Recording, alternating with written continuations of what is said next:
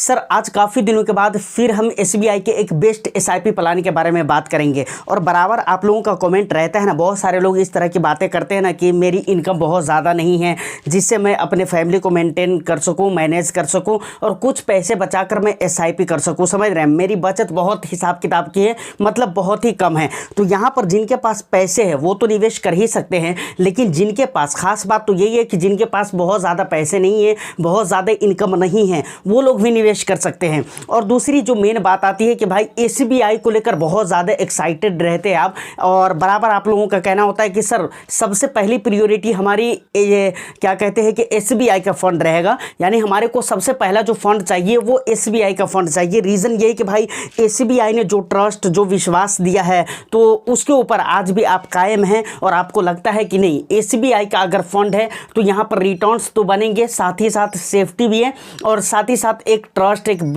भरोसा और विश्वास भी है। समझ रहे हैं, तो एसबीआई के एक ऐसे ही बेस्ट प्लान के बारे में हम बात करने वाले हैं। आपको मैं बताऊं जिस फंड के बारे में हम बात करने वाले हैं उस फंड ने पिछले 1 ईयर में 48.47% का रिटर्न्स दिया है, पिछले 3 ईयर्स में 31.29% का रिटर्न्स दिया है और पिछले 5 ईयर्स की अगर मैं बात करूं तो 33.48% का यानी 48% का रिटर्न्स दिया है। मतलब आप देखें तो कंसिस्टेंटली यहाँ पर एक बेस्ट रिटर्न्स देखने को मिल जाता है। समझ रहे हैं ना, और हमारे लिए ये रिटर्न्स तो मायने रखते ही रखते हैं, लेकिन उससे भी ज़्यादा जो मायने रखते हैं हमारे लिए ये रिटर्न्स रखते हैं। समझ रहे हैं, लगभग 2 जनवरी को, समझ रहे हैं ना, 2013 को ये फंड लॉन्च हो चुका था। समझ रहे हैं ना, 2 जनवरी 2013 को ये फंड लॉन्च हो चुका था। आज की अगर मैं बात करूँ तो 2024 चल रहा है, मतलब आप ये समझ लीजिए कि लगभग 12 साल हो गए। समझ रहे हैं ना, 12 साल हो गए। अब सोचिए 12 साल मतलब पर ईयर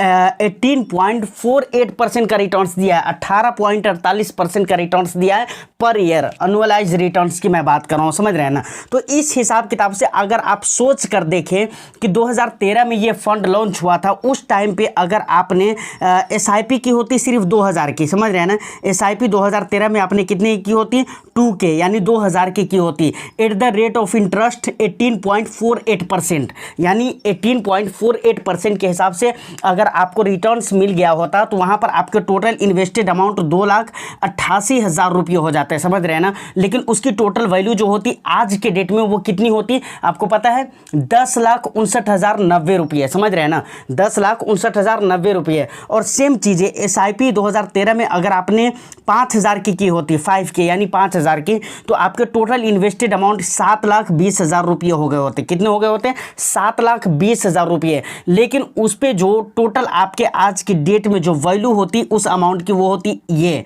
यानी 26,47,726 रुपये। तो ये इसकी वैल्यू होती। सोच कर देखें, ये वो फंड है जो बहुत सारे गरीबों को अमीर बनाकर रखा है। और देखिए एक बात मैं बराबर कहता हूं कि किसी भी फंड को जब आप देखते हैं ना तो वहां पर बहुत सारी चीज़ों का देखना होता है, लेकिन उनमें से एक चीज़ तो आपको ज़रूर ही देखना चाहिए। वो क्या देखना चाहिए? होल्डिंग्स को आपको देखना बहुत ही ज़रूरी है। होल्डिंग्स देखना बहुत ज़रूरी है। समझ रहे हैं ना, आपको एटलीस्ट ये तो पता चलना चाहिए कि भाई जो हम पैसे उस फंड के अंदर निवेश कर रहे हैं, जो पैसे हम उस फंड में डाल रहे हैं, उस पैसे का कर क्या रहा है, कहाँ पर वो पैसे निवेश किए जा रहे हैं, कहाँ पर वो पैसे लगने वाले हैं। अगर आप होल्डिंग्स देखें तो यहाँ पर बेस्ट होल्डिंग्स आपको देखने को मिल जाते हैं। टोटली अगर मैं आपको बताऊं तो 105 कंपनीज के अंदर आपके पैसे निवेश होते हैं। कितनी? 105 कंपनीज के अंदर आपके पैसे निवेश होते हैं। तो डाइवर्सिफिकेशन के हिसाब से देखें तो मुझे लगता है कि भाई 105 में से 5 कंपनी बुर भी जाए फिर भी 100 कंपनीज हैं, मतलब 105 कंपनीज के अंदर पैसे जा रहे हैं, तो इसमें से 5 कंपनीज मैं मानता हूं कि बुर भी जाएगा, फिर भी 100 कंपनीज बाकी है, तो आपके पैसे तो नहीं बुरने वाले हैं, ये तो तय बात है। और ना मुझे लगता है कि बहुत ज़्यादा रिटर्न्स का यहाँ पर डिफरेंस आपको देखने को मिलेगा। अगर होल्डिंग्स देखें तो सबसे पहले नंबर पर आ जाता है निफ्टी बैंक, उसके बाद HDFC बैंक, उसके बाद कोटक महिंद्रा बैंक, उसके बाद गेल इंडिया है, उसके बाद स्टेट बैंक ऑफ इंडिया है। तो ये होल्डिंग्स है, ये यहाँ पर 4-5 होल्डिंग्स मैंने लिख कर रखा हुआ है, 4-5 कंपनी का नाम। जबकि आप पूरी होल्डिंग्स उठाकर देखेंगे ना तो बहुत ही बेस्ट होल्डिंग्स है। उसके बाद एसआईपी की अगर मैं बात करूं तो यहां पर एसआईपी आप 500 रुपये से ही कर सकते हैं। कितने रुपये से कर सकते हैं? मैंने आपको कहा ना कि जो लोग कम कमाते हैं बहुत लोगों की शिकायत रहती है, भाई मैं कम कमाता हूँ या फिर मेरी इनकम कम है, इनकम का इतना सोर्स नहीं है कि मैं बहुत ज़्यादा पैसे बचा सकूँ, बहुत कम ही बचा पाता हूँ। तो जो लोग बहुत कम बचा पाते हैं वो लोग भी निवेश कर सकते हैं, क्योंकि यहाँ पर सिर्फ आप 500 रुपये से SIP कर सकते हैं, सिर्फ 500 रुपये से, समझ रहे हैं ना, आप SIP स्टार्ट कर सकते हैं। और दूसरी जो मेन चीज़ होती है, किसी भी फंड को जब आप लेते हैं तो वहाँ पर आपको पास्ट परफॉर्म देखना चाहिए, उसके बाद होल्डिंग्स देखना चाहिए, उसके बाद तीसरी चीज़ होती है वो होती है एक्सपेंस।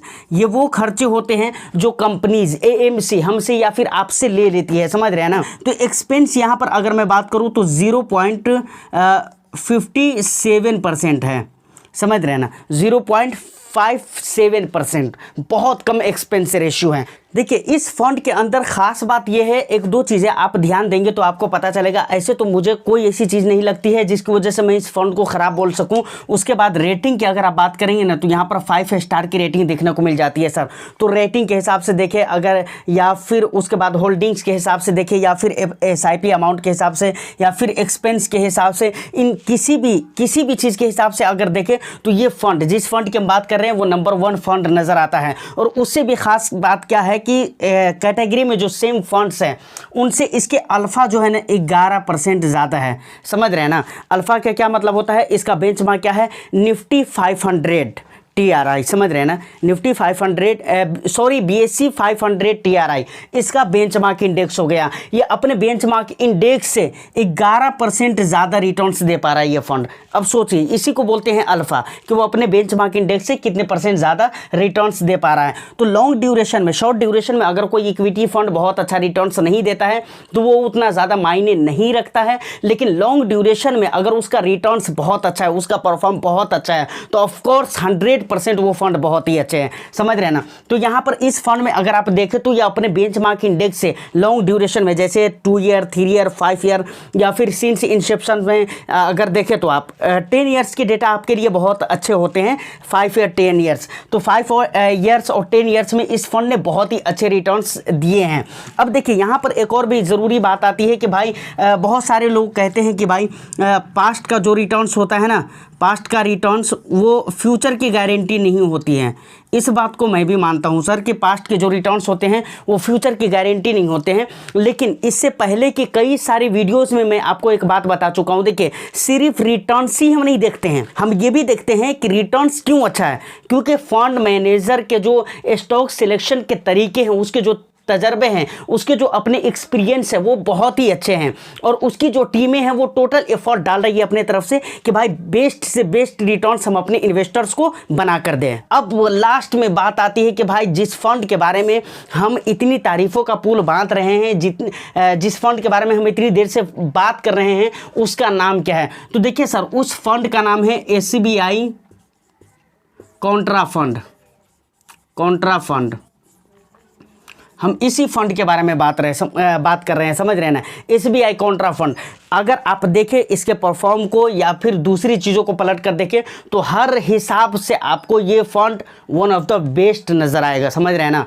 तो ये सारी बातें हैं, यहाँ पर आप SIP लमसम दोनों कर सकते हैं। मुझे लगता है कि SIP करना ज़्यादा बेहतर हो सकता है, और उसी हिसाब से हम बात भी कर रहे हैं कि भाई जो लोग कम कमाते हैं वो लोग भी इस फंड में निवेश कर सकते हैं और उनके भी पैसे बनेंगे। तो ये सारी इन्फॉर्मेशन थी। उम्मीद करता हूँ कि वीडियो आपको अच्छी लगी हो तो एक लाइक कर दीजिए, शेयर कर दीजिए, और चैनल को अगर अभी तक आपने सब्सक्राइब नहीं किया है तो चैनल को भी ज़रूर सब्सक्राइब कर लें। टेलीग्राम का लिंक आपको डिस्क्रिप्शन में होगा, वहाँ पर भी मैं कई सारी अपडेट देता रहता हूँ, तो उस टेलीग्राम चैनल को भी ज़रूर ज्वाइन करें। मैं फिर मिलता हूँ किसी नेक्स्ट एंड इंटरेस्टिंग वीडियो में। जब तक के लिए all the best. Thank you for watching.